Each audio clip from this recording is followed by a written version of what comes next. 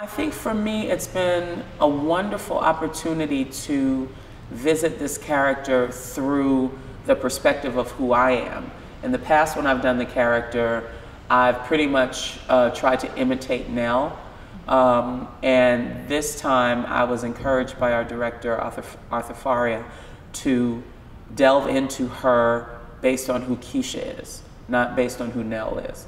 And so finding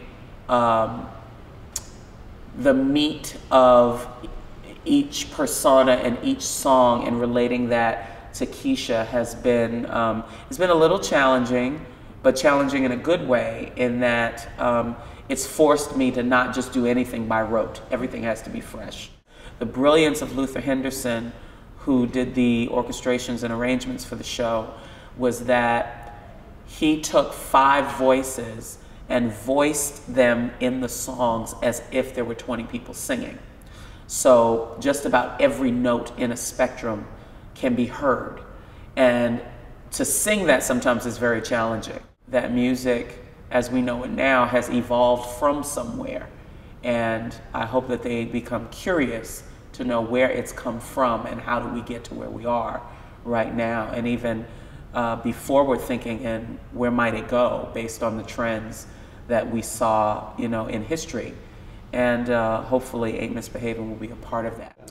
I hope that people get more interested in Fats Waller, get more interested in that era. The Harlem Renaissance was a very important part of our nation's history, and oftentimes it's not talked about as much as it should be. So hopefully people walk away with it thinking about Fats Waller, wanting to know more about him, who his contemporaries were, and learning more about the period. I just really loved it from the time I was a kid. I was an only child, and fortunately for me, unfortunately for my mom, my living room was full of mirrors. She had a mirror, the room was mirrored.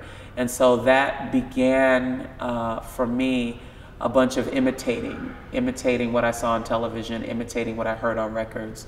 And the more I kind of watched myself and thought I might have something here, I realized that I really did love it. And I really am always amazed that you can actually get paid to play every day.